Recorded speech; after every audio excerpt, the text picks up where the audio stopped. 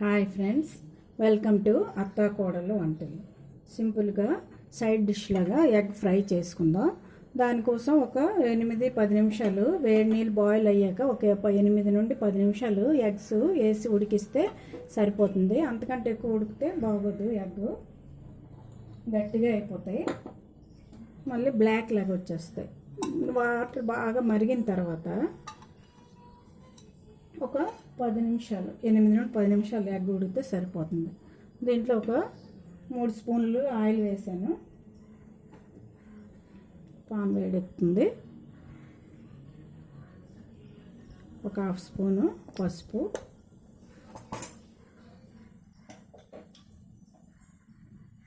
ఒక 1/2 spoon salt వేసుకొని oil heat ఎక్కింది కదా, ఎగ్స్ వేయించుకుందాం.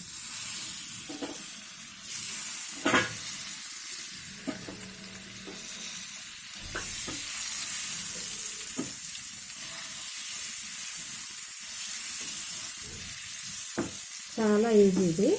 మనం ఏదో కర్రీ వండుకునేటప్పుడు, పప్పు కానీ ఏదైనా వండేటప్పుడు సైడ్ డిష్ కింద ఇలాగ ఎగ్ని బాయిల్డ్ ఎగ్లా కాకుండా ఇలాగా ఫ్రై చేసుకుంటే చాలా బాగుంటుంది, ఈజీగా అయిపోతుంది. కొంచెం బ్రౌన్ కలర్ వచ్చే వరకు వేయించుకుందాం.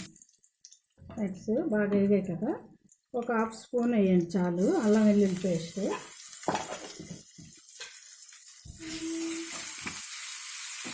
కొంచెం ఫ్లేవర్ కోసం బాగుంటుంది.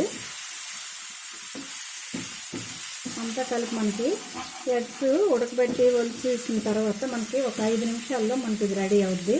చాలా బాగుంటుంది. దీంట్లోనే టేస్ట్కి తగినంత మనం తీసుకుని ఎగ్ బట్టి కారం వేయండి. నేను 1 స్పూన్ వేసాను.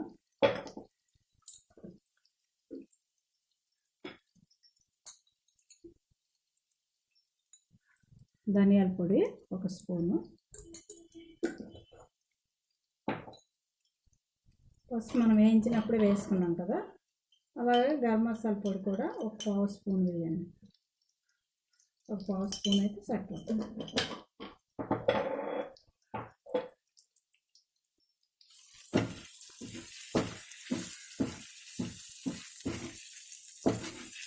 మన egg fry side dish curry ready అయిపోతుంది. ఇదంతా కొంచెం అల్లం వెల్లుల్లి బాగా వేగాలి. 1 నిమిషం మూత పెట్టి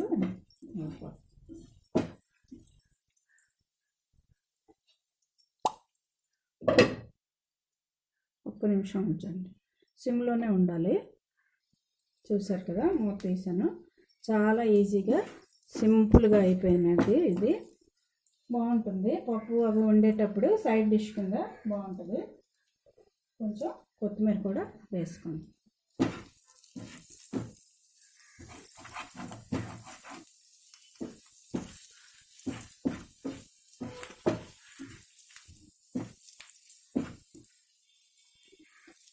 పొయ్యి ఆఫ్ చేసుకొని డిష్ అవుట్ చేసుకుందాం. ఎగ్ ఫ్రై రెడీ అయింది. సింపుల్గా ఇదొక వెరైటీ, చాలా బాగుంటుంది. డిష్ అవుట్ చేసుకుందాం. చూసారు కదా, ఇలాగంతా ఊట్ చేసుకొని ఇలాగా డిష్ అవుట్ చేసుకోండి. చాలా బాగుంటుంది.